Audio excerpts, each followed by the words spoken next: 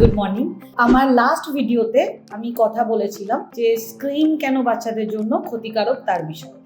এবার সমস্ত পেরেন্টসদের একটা কোয়েশ্চেন থাকে যে স্ক্রিন তারা হয়তো বন্ধ করতে চাইছেন না যে বাচ্চা ফোন দেখুক বা টিভি দেখুক, বাট কিভাবে করবেন সেটা বুঝতে পারছে না, কারণ স্ক্রিনটাতে বাচ্চাটা এতটাই ডিপেন্ডেন্ট হয়ে পড়েছে। তো সেক্ষেত্রে আমরা কি করব? দু রকমের পন্থা আছে। একটা হচ্ছে যে বাচ্চাকে সাডেনলি স্ক্রিনটা বন্ধ করে দেওয়া। এবার এক্ষেত্রে যেটা হয় যে 3-4 দিন কি 7 দিন বাচ্চার মধ্যে একটা উসখুসে ভাব, একটা অন্যমনস্ক ভাব এরকম থাকতে পারে। বাচ্চা কিছুটা জেদও করতে পারে, স্পেশালি যদি তার খাওয়ার সময় টিভি সে বা ফোন ইউজ করতো তাহলে। কিন্তু অনেক সময় যেটা হয় যে তারা আস্তে আস্তে কিন্তু সেটা মেনে যায়। বাট কিছু ক্ষেত্রে বাবা মা চান যে আমরা কোনো ড্রাস্টিক স্টেপ নেব না, যাতে বাচ্চার মধ্যে খুব বেশি সমস্যা না হয় এবং কোনো বাড়িতে কোনো কেওস তৈরি না হয়। তো সেক্ষেত্রে আমরা কি করতে পারি যাতে বাচ্চা আস্তে আস্তে আস্তে আস্তে ফোন থেকে দূরে সরে যায়? তো সবার প্রথমে আমরা যেটা করবো সেটা হচ্ছে, বাচ্চা যদি কোনো ইন্টারনেট অ্যাক্সেস আছে এরকম কোনো ডিভাইস ইউজ করে, যেমন হয়তো ফোন, এবং সেটাতে কন্টিনিউয়াস ইন্টারনেট ইউজ করছে, তো আমরা সেখানে ইন্টারনেট ইউজটাকে আমরা প্রথমে রেস্ট্রিক্ট করে দেবো, যে আমরা আনলিমিটেড ইন্টারনেট ইউজ করব না। তো সেক্ষেত্রে তাহলে যে স্ক্রোলিং করে যাচ্ছে এই জায়গাটা আমরা প্রথমেই বন্ধ করব।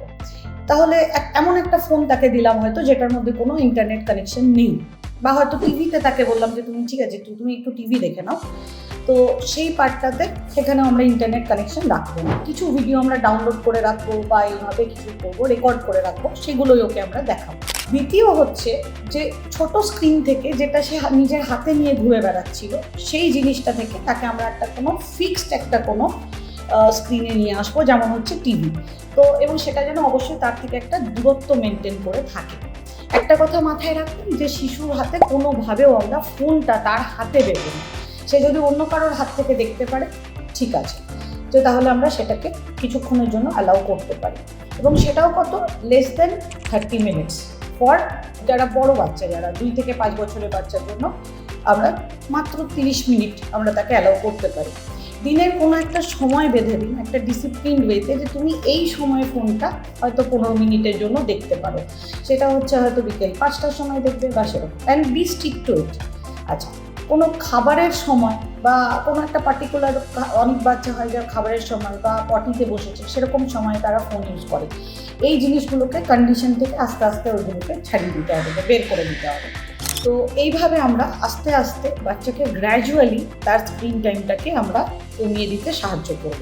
এবং একটা কথাই আমাকে মাথায় রাখতে হবে, যে সময়টাতে বাচ্চা ভিডিওটা দেখছে সেই সময়টাতে আমরা যেন তাকে অন্যান্য বাড়ির যে অ্যাক্টিভিটি সেই সময়টাতে তাকে যেন সেই কাজগুলোতেও লাগাতে পারি, যে বাবু তুমি এটা করে দাও, তাকে একটা কিছু রিকোয়েস্ট করলাম, কোনো একটা কাজে তাকে কোনো রেসপন্সিবিলিটি দিলাম, এগুলো করতে পারি। ফোর্থ পয়েন্ট ইজ যে তার যে নিজের যে ডেইলি অ্যাক্টিভিটি, সেই অ্যাক্টিভিটির মধ্যে তার ভিডিও আমরা রেকর্ড করে নেব এবং তাকে তার স্পেয়ার টাইমে ওই ভিডিওগুলোই দেখাবো, যাতে সে ইন্টারনেটে গিয়ে বা সে ইউটিউব থেকে সে ভিডিও না দেখে। আচ্ছা, শর্ট ফর্ম কন্টেন্ট, অর্থাৎ যে রিলস হয় বা যে ইউটিউব শর্টস হয়, এই যে জিনিসগুলো, এইগুলো আমরা তাকে একদমই দেখতে দেবো না, কারণ তাতে অ্যাটেনশন স্প্যান ভীষণভাবে কমে যায়।